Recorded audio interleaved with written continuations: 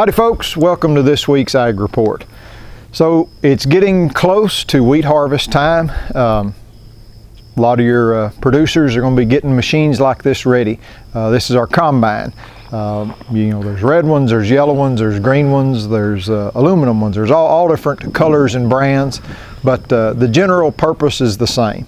It is the harvesting of the crop on there. We're talking about wheat, so we've got our wheat header out.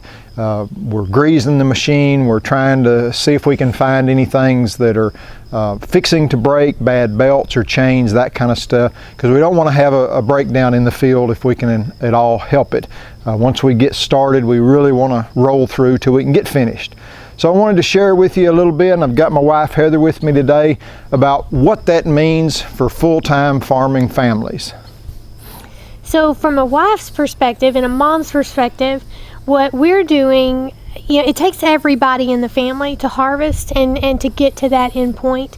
The planting and all of those things, all through the year, it takes the whole family. But when it comes to harvest, we are specifically working can until can't. We are running that machine as long as we can in the field every day, trying to get that harvest in, because you never know when you're going to get hit by rain and you have to stop. And the crop could be damaged during that rain.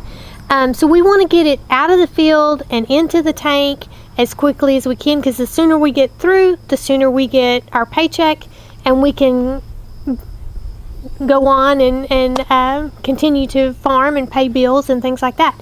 But from how we do that is each one of the kids has a task.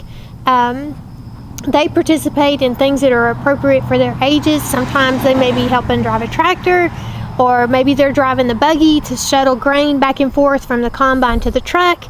When it comes to eating, you're going to find this time of year most farm wives are going to be hitting Pinterest or the farm wife groups looking for new recipes, because we feed the guys in the field.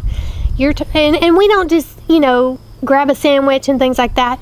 When these guys are working so hard and so long, you want them to have a good meal.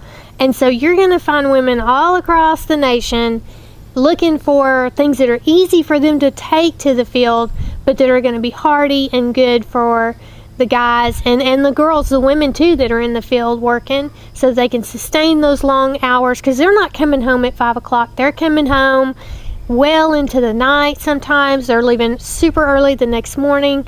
So everybody's just playing a part, trying to keep things running as long as they can.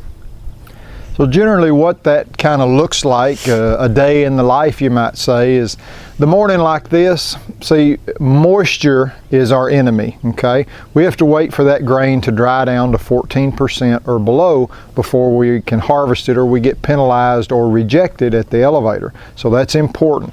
In the mornings, you can't do anything. You have a dew or you have humidity that is hanging around. You always got to have a little sunshine before you can get started. So in the mornings, we're greasing, we're fixing things that might have broke the day before that we've, kind of baling wired together just to get by till the next morning, running parts, all that kind of good stuff. So hopefully, usually maybe around lunchtime, we get some sunshine, peaks of it, and we can get started.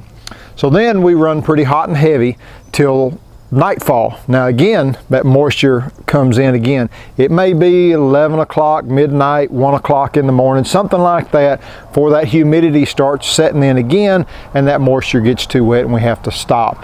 So it's kind of a weird scenario a little bit. You're fixing in the morning and you're running in the afternoons and evening pretty hot and heavy, but that's kind of a scenario of a day in the life. So as y'all go around, you see these machines moving from field to field. Remember, be safe. We can't see good behind there. They're cumbersome, hard to drive, so they can't get off the shoulders real easy. Just be patient.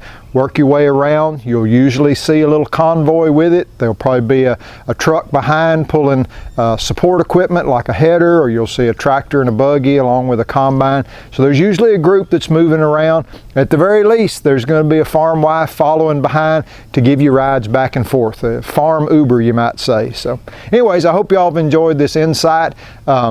pray for your farmers. Pray that they have a good price and a good crop. It's yet to be seen. We're hoping for a decent crop this year. Y'all take care now.